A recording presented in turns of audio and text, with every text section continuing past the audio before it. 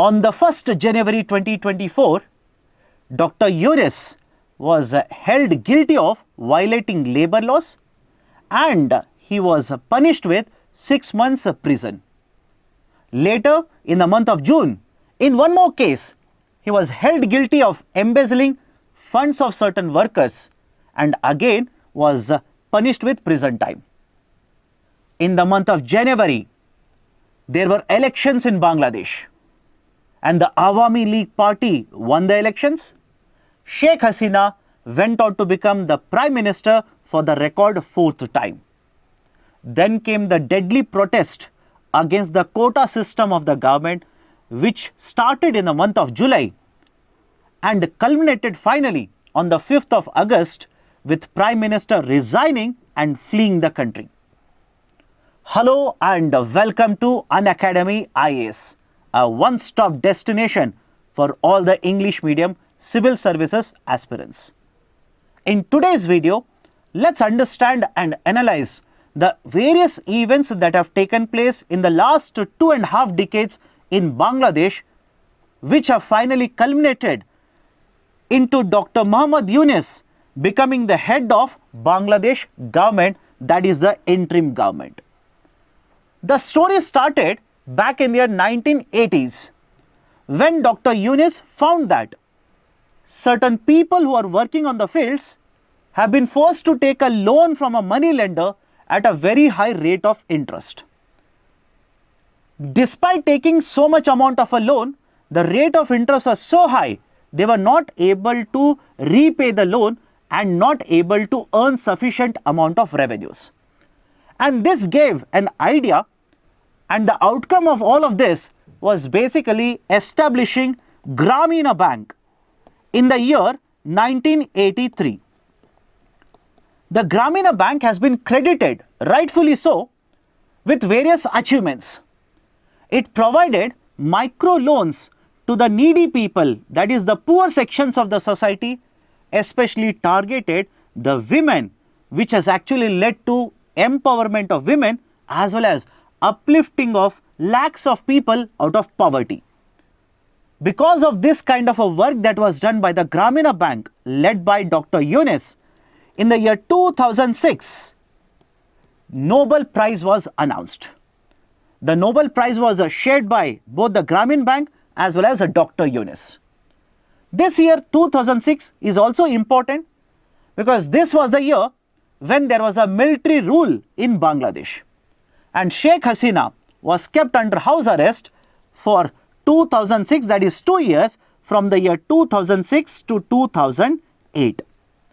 And once elections were conducted after that, in the year 2009, her party won the elections and she returned to become the Prime Minister. And during this particular period of time, that is in the year 2007, it is said that the military as well as many other politicians approached Dr. Muhammad Yunus, asking him, requesting him to launch a political party. In fact, in the multiple interviews which have been provided by him later, he said he in fact thought of launching a new political party. He looked at this, he thought for next 2 months and then he decided there is no point of launching a new political party, and that's what he announced as well. But when Sheikh Hasina heard the news that Dr. Yunus is thinking of launching a new political party, she felt threatened. She looked at him as a new strong rival, and this actually led to a lot of animosity between Sheikh Hasina as well as Dr. Yunus. And that was pretty much evident when she became the Prime Minister from 2009. After she became the Prime Minister, there were investigations which were launched into the functioning of Gramina Bank. In fact, Sheikh Hasina called Dr. Yunus as the person who sucks the blood out of the poor people. And the allegation was that the rate of interest which is charged by the Gramina Bank on the micro loans that are given to the poor people, rate of interest were very, very high.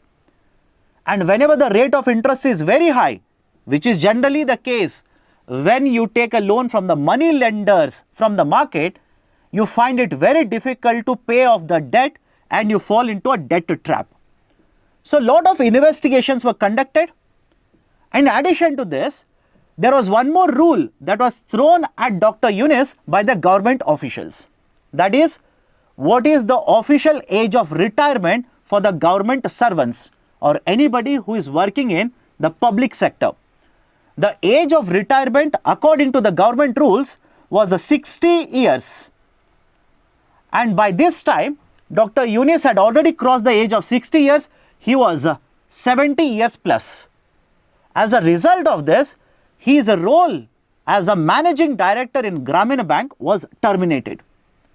Although this decision of the government was appealed, court upheld the decision of the government, and finally in the year 2011, Dr. Yunus announced that he will not be continuing as a managing director of Grameen Bank. In place of him, somebody else would be appointed, and there is no need to continue in the role because of these kind of disruptions which will cause the problems in the functioning of the bank. Now, this kind of animosity, or let's say the frictions between the existing government and Dr. Yunus did not stop there. Over a period of time, multiple cases have been filed, multiple charges have been framed against Dr. Yunus. According to one estimate, there are more than 150 charges which have been filed against Dr. Yunus. Many of them are yet to be appealed. Many of them are yet to be resolved. Even though he was targeted by the government, Dr. Yunus has always held that he will continue performing for the people. He will continue to provide for the social welfare which will help in the uplifting of the poor. In one of the interviews, he basically stated that because of that news in the year 2007 of him launching a new party, he stated this led to a lot of gap in the communication between him and the Prime Minister. He at multiple points requested the government, requested the representatives of the government to let him talk to the Prime Minister so that the issue will be cleared and he will communicate to the Prime Minister what is his viewpoint regarding becoming a politician or launching a political party. In a very recent interview, he stated that despite his multiple requests, no communication was provided back by the government officials and no appointment was given with the Prime Minister. And that is the precise reason, over a period of time, he became a critic of government policies. And in fact, he gives various examples why he is a critic of the government. The various policies which have been implemented, the way government functionaries are appointed, the way whole structure of the organization is working in the government, he stated that that is the Bangladesh has no politics now.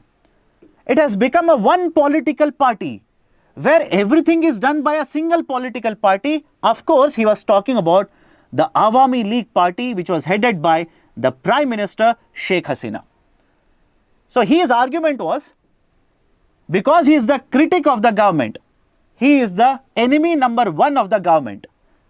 And that is the precise reason multiple cases have been imposed, multiple charges have been filed against Dr. Yunus.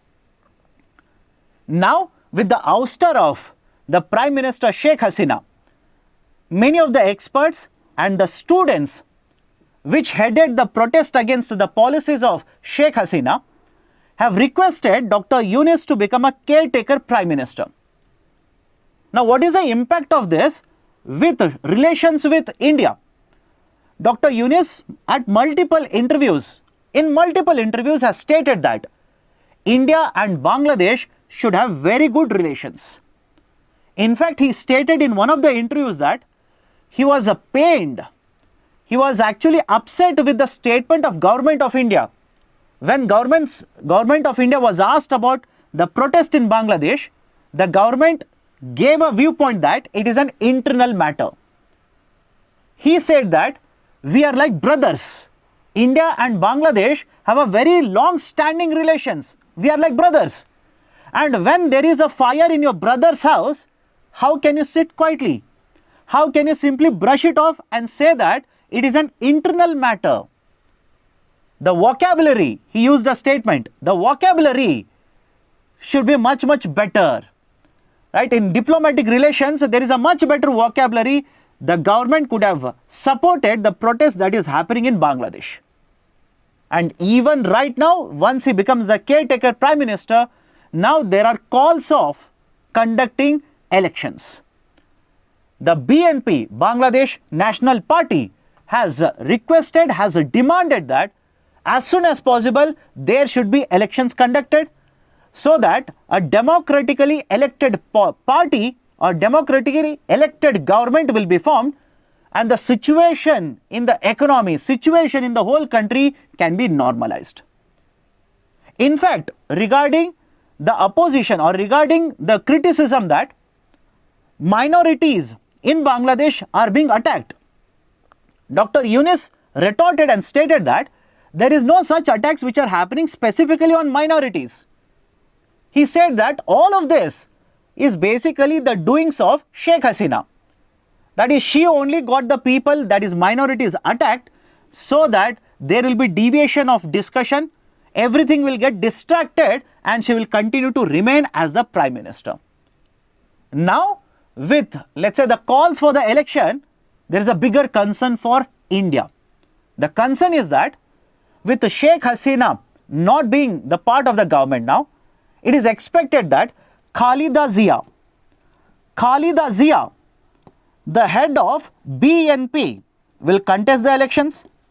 And if she is part of the government, it is said that Khalida Zia is anti-India. In fact, very recently in Bangladesh, there was a movement, that is India Out movement. And it is stated that the India Out movement has been pioneered, has been basically framed by the son of Khalida Zia, that is Mr. Tariq